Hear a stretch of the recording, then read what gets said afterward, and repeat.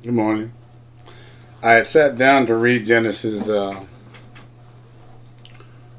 40, actually 39 and 40, but I just heard something on the news that's very appalling, very disturbing. It's more of a sign than people ever realize that the great melting pot is beginning to turn on itself. The amalgamation experiment that began so long ago that told us that all men are created equal. We, the people, in order to preserve a more perfect union, establish justice, ensure domestic tranquility, prepare for the common defense, so forth, so on. But I just heard that the state that I live in, even with other states, are now filing for succession, root word succeed, from the Union, from the conglomeration of states, from the continental United States, to be in but be separate, to be Africa, so to speak, to be Europe post pre Cold War, where every state, every nation was to itself. Succeed. It's a Latin derivative, secedere, means apart, said, see, without, cedere, to go, more, at a suicide, to withdraw from an organization as a religious communion or political party or federation.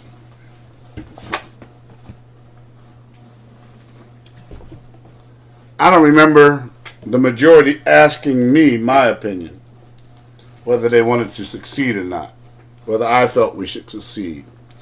I don't remember there being a ballot cast on any ballot, an addendum, an item, an agenda, a notice, a memorandum, however you want to term it or put it, that asked the entire nation or the entire state how they felt about disassociating with the Union.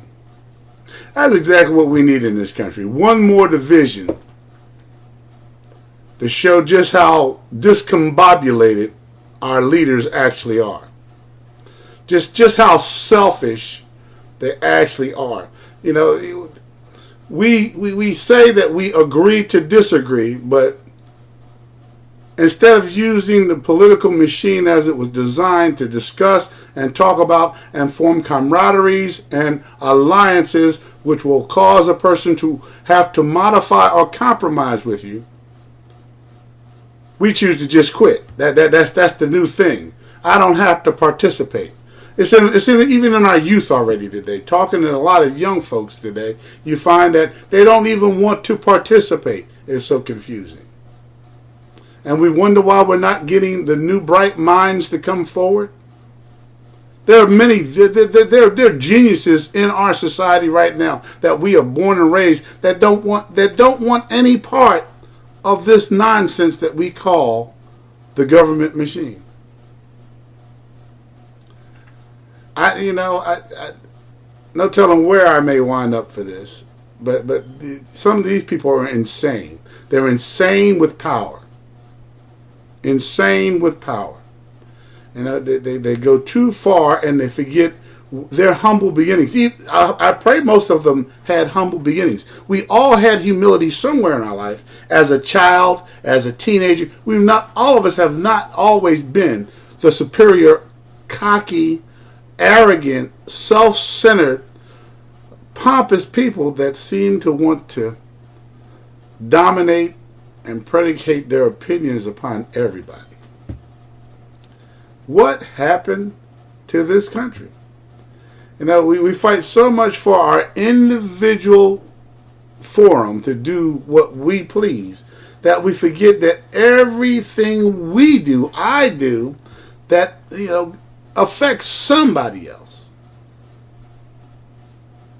Especially if I steer it to trying to change a policy, change a rule, manipulate a rule, create a new loophole.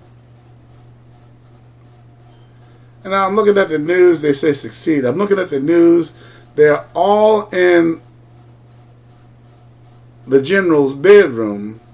Yeah, he may be wrong, and yeah, it was his right to step down. But now they're talking about prosecuting him because he had an indiscretion against God and his wife. Somebody knew he was sleeping around before he got caught. Everybody acts like it's always a great big surprise. It's never a surprise. Somebody knew that was in cahoots with him. I guarantee you. I don't know who, and I don't care who. That's between him and God. But if you can't get together to try to pass a budget, send people out to investigate people that might be defrauding the entitlement programs, and prosecute them to let people know that you can't just defraud and get away with it, which is costing us more money than people ever want to admit. If we can't learn how to come to the table and learn that as Americans, as patriots, as people in one country, we need to stop bickering and bantering each other because the world is watching.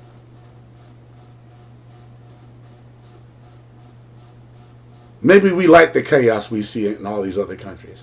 Maybe those who, maybe they don't see the hand of a higher force in this, causing you to be pulled like and drawn and manipulated like a marionette. It's confusing. Serve my country faithfully. Told I'd be taken care of for life.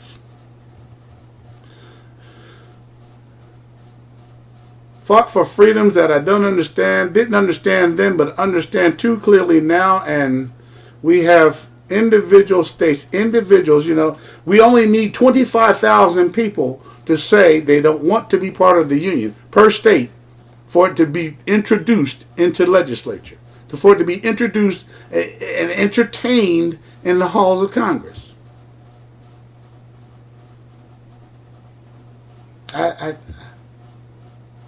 I'm crazy. I must be going out my mind. This can't be America. This can't be America. This can't be the home of the free. This can't be the home of the free. Evidently, everybody's feeling brave, but this can't be the home of the free. This can't be a God-promised land, because godly people, holy people, people who are following the Jew named Christ, who claim to be Christ-like in all their doings, who say they pray daily and often and consistently,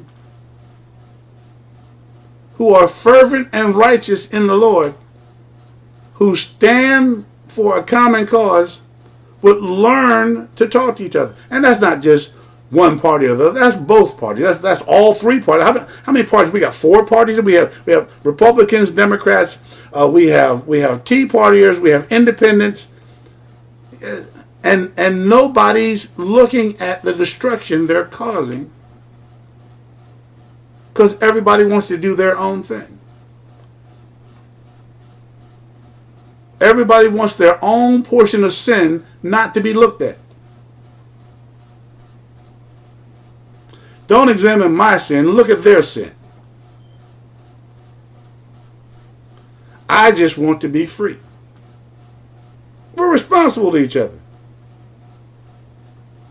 I don't want nobody in my heterosexual bedroom. I don't want to be in anyone else's homosexual bedroom. I don't need special laws passed for it. It's my business.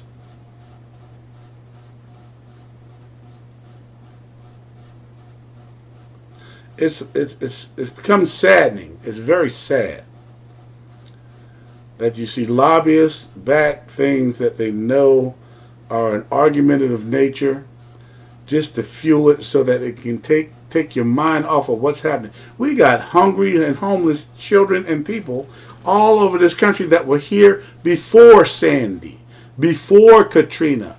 All those storms did was add to the number. And people look away. We got people that can't find adequate employment because states continue to raise their corporate taxation rates. And they chase companies out. I look at how they ruined my city by overtaxing Camden, New Jersey. You know, it's silly. It's crazy. And I remember when I was growing up, Camden had Campbell's Soup and RCA and they had, you know, they had the riverfront that was viable and working. Hershey chocolate used to import and sit on the dock there. I couldn't stand the smell of it, but it was there.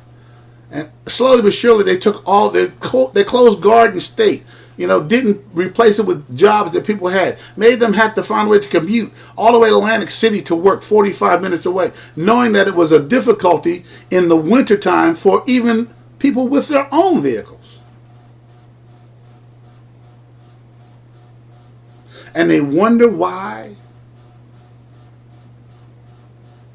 people are in a predator state of mind.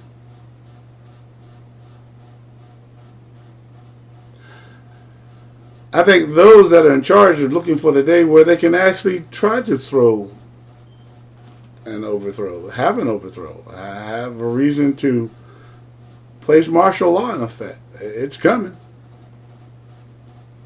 It's coming. The way these people think, somebody's going to get nervous and want to squash something. But we allow our biases, you know, people, we as Americans, we don't act like other countries that have multi-pigmented people living in it. Multi-pigmented people living in it. Brazilians call themselves Brazilians. Mexicans call all themselves Mexicans. Cubans call all themselves Cubans. Now, they might have their problems by being able to identify each other within their culture, but no one displays their bias openly, more vehemently than we do.